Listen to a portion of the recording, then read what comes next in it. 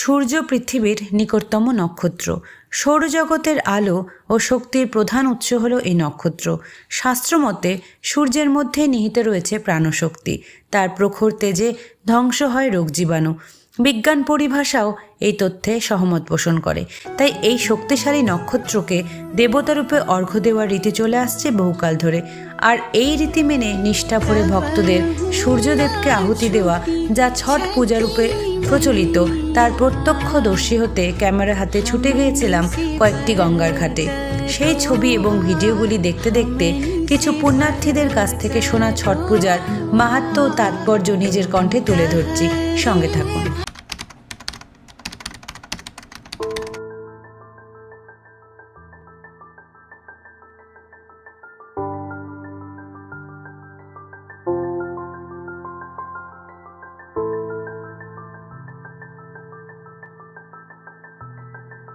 প্রাচীন হিন্দু পার্বণগুলির মধ্যে একটি অনুপম লৌকিক উৎসব হল ছট পূজা। হিন্দু বার্ষিক পঞ্জিকা অনুযায়ী কার্তিক মাসের শুক্লপক্ষের ষষ্ঠী তিথিতে উদযাপিত হয় এই সূর্যাপোষণার পার্বণটি।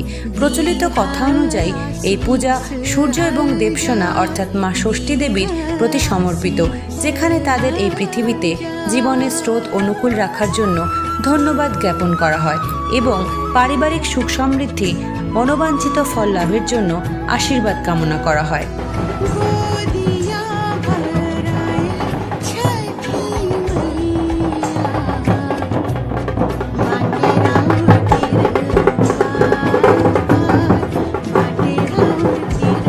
বহু পৌরাণিক আখ্যানে এই পূজার রীতির মিলিত পূজা ও উৎসব সমূহের নিদর্শন পাওয়া গেছে।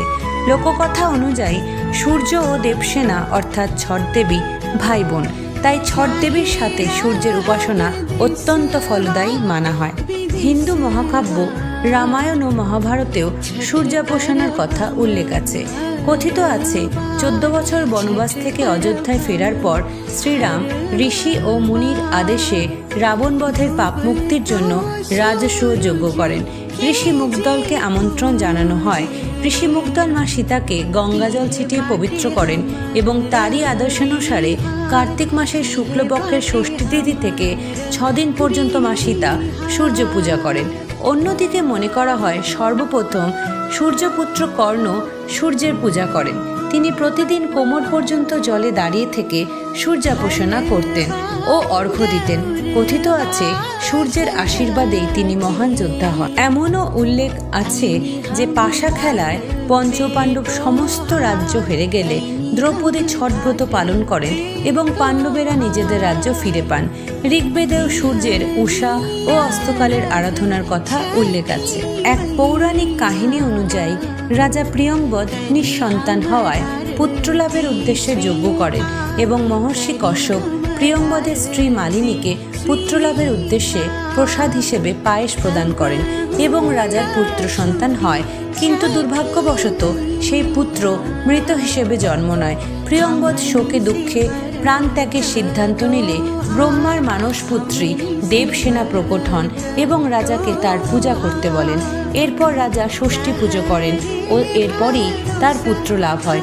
এই পূজা ভারত তথা প্রবাসী ভারতীয়দের মাধ্যমে আজ বিশ্বজুড়ে প্রচলিত হয়েছে। এই পূজায় কোনরূপ মূর্তি পূজা করা হয় না।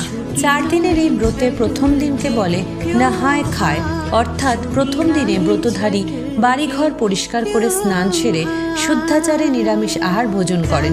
দ্বিতীয় দিন থেকে ব্রতের জন্য উপবাস শুরু হয়। সেখানে ব্রতধারীরা সারাদিন নির্জলা থেকে সন্ধ্যায় পুজো শেষে ক্ষীর গ্রহণ করেন। নিয়মটি খরনা নামে পরিচিত।